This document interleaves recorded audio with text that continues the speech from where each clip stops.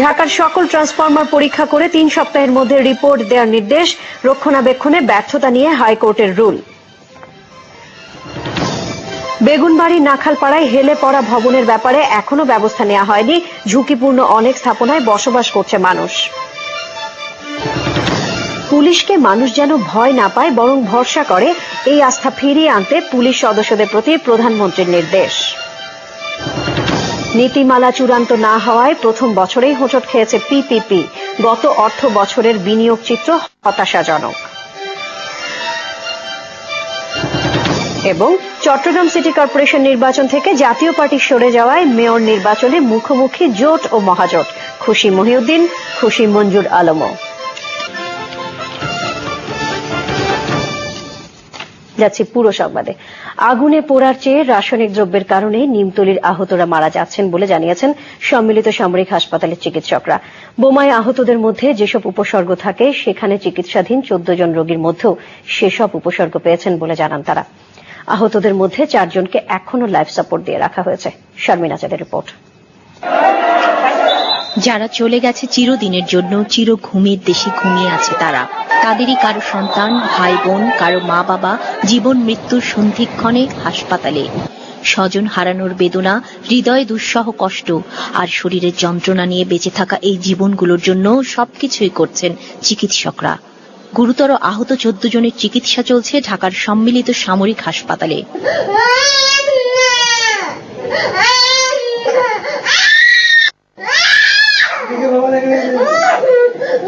আমার ছোট বোন, আমার ছেলেটা, এদের কথা মনে করতেছে, আর সে ভয়াবহ আগুনের কথা।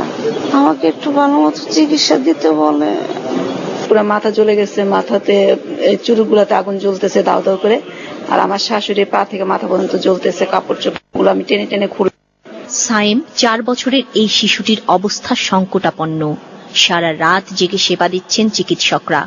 65 ভাগ পুড়ে যাওয়া রোগীও সারিয়েছেন তারা, কিন্তু এই আহতদের অনেকেরই শ্বাসযন্ত্র পুড়ে গেছে রাসায়নিক দ্রব্যে, তাই নানান জটিলতা। এরা কেউ আসনমুক্ত নয়, কারণ বার্নের 3 দিন পর থেকে খুব জটিল সমস্যা দেখা দিতে পারে। যে 4 জন ভেন্টিলেটর আছে এরা রিয়েলি ভেরি ক্রিটিক্যাল। এই ধরনের বার্নের পেশেন্ট অনেক সময় আর্মিতেও বোম ব্লাস্ট ইনজুরিতে হতে পারে বা ফিজিক্যাল ওয়ারফেয়ারে হতে পারে। আমরা এত বেশি করিনি, বাট করেছি। এগুলো অনেক সময় পাওয়া যায়, ইন্ডাস্ট্রি ইনজুরি যেগুলো আমরা পাওয়া যায়। যারা গেছে কখনোই আর ফিরে আসবে না তারা। যারা আছে তাদের নতুন জীবন দিতে চিকিৎসক, সেবক, সেবিকাদের প্রাণকর চেষ্টা, মানবিকতার সবটুকু দিয়েই চেষ্টা করছেন তারা। মানুষের বিপদে মানুষের পাশে আসে দাঁড়ানোর নজির বাংলাদেশ দিয়েছে বারবার, তবে এই ধরনের বিপদ যেন আর না আসে সেই প্রার্থনা পুরো জাতির। আর এখানে যারা চিকিৎসা তারা যেন পুরো সুস্থ হয়ে আবার বাড়ি ফিরে যেতে পারেন সেই প্রার্থনাও এখন পুরো জাতির। সম্মিলিত সামরিক হাসপাতালের বার্ন ইউনিট থেকে শারমিন আজাদ, চ্যানেল আই। বিশেষজ্ঞ কমিটি গঠন করে সকল ট্রান্সফরমার পরীক্ষা নিরীক্ষা করে 3 সপ্তাহের মধ্যে প্রতিবেদন দাখিল করতে সরকারকে নির্দেশ দিয়েছে হাইকোর্ট। বিচারপতি AHM শামসুদ্দিন চৌধুরী এবং বিচারপতি দেলোয়ার হোসেনের বেঞ্চ এই আদেশ দেয়। একই সঙ্গে ট্রান্সফরমার রক্ষণাবেক্ষণে ব্যর্থতাকে কেন বেআইনি ঘোষণা করা হবে না, বিদ্যুৎ সচিব, বিপি, ডিপি এবং ডেসকোর ব্যবস্থাপনা পরিচালকের প্রতি রুল জারি করেছে আদালত। 3 সপ্তাহের মধ্যে এর জবাব দিতে বলা হয়েছে। আগুনে ক্ষতিগ্রস্ত নিমতলীর বাসিন্দাদের মধ্যে প্রধানমন্ত্রীর করেছে সেনা সদস্যরা। আরও মৃতদেহ সন্ধানে ধ্বংসস্তূপের ভেতরে তল্লাশি চালাচ্ছে ফায়ার সার্ভিসের উদ্ধার কর্মীরা। কান্নার রোল আর শোকের মাতমে এখনো ভারী নিমতলীর বাতাস। বিকেলে ছাতা মসজিদে নিহতদের আত্মার শান্তি কামনায় বিশেষ মোনাজাত করা হয়েছে।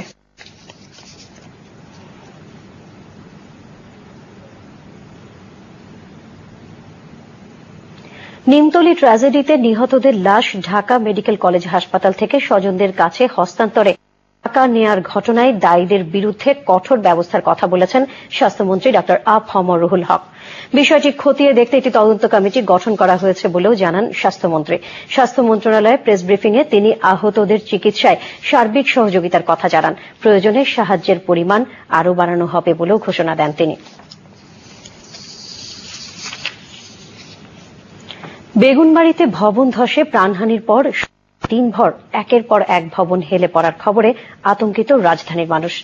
বেগুনবাড়ি ও নাখালপাড়ায় ক্ষতিগ্রস্ত বেশিরভাগ মানুষই উপায় না থাকায় জীবনের ঝুঁকি নিয়েই বসবাস করছেন ঝুঁকিপূর্ণ ঘরবাড়িতে। রিজওয়ান কাদেরের রিপোর্ট।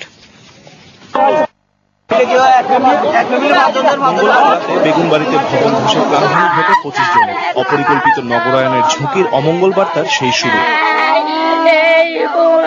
এরপর নিমতলিতে স্মরণকালের ভয়াবহ অগ্নিকাণ্ড, কাঁদিয়ে শতাধিক মানুষের অনাকাঙ্ক্ষিত মৃত্যু। বেগুনবাড়িতে আরো একটি 7তলা ভবন এবং নাখালপাড়ায় 5তলা ভবন হেলে পড়া। ঘটনার আকস্মিকতা ভুলতে পারছে না কেউ। ভুলার মতো না, সবাই আমরা হৃদয় বিদারক একটা দৃশ্য দেখলো, সবাই খুব কষ্টের ব্যাপার ছিল এটা। এখন বেগুনবাড়ির ভবন ধসের এলাকায় নিম্নবিত্তদের জীবনের ঝুঁকি এখনো রয়ে গেছে পুরোপুরি। ঝুঁকিপূর্ণ ভবনের পাশেই শত শত টিনের দোচালা ঘর। আতঙ্ক তো একটু থাকবে, কথা এটা তো আর অন্য কিছু না, জায়গা জায়গায় তো হইতেছে। বেগুনবাড়িতে হেলে পড়া 7তলা ভবন বন্ধ থাকলেও পাশের দোকান আর ঘরে এখনো বসবাস করছে অসংখ্য প্রাণ।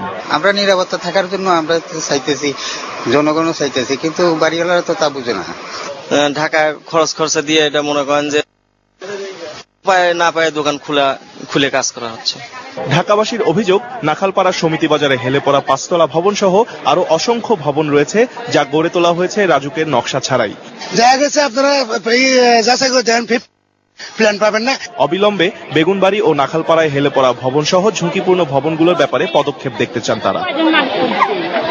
ঘুম থেকে জেগে ওঠার ডাক দিচ্ছে বেগুনবাড়ি আর নিমতলি ট্র্যাজেডি। একদিকে অপরিকল্পিত নগরায়ন, অন্যদিকে তাদের নানা কারণের উদাসীনতা পুরো ঢাকা শহরকেই আজ করে তুলেছে বসবাসের জন্য অপরিকল্পিত। যাদের এসব দেখার দায়িত্ব, বিশেষজ্ঞরা বলছেন তাদের এতগুলো মানুষের মৃত্যুর পরও যদি ঘুম না ভাঙে তাহলে আরো বড় ট্র্যাজেডি অপেক্ষা করছে ঢাকা শহরের জন্য। Channel I, Dhaka. পুলিশ জনগণের বন্ধু। জনগণের এমন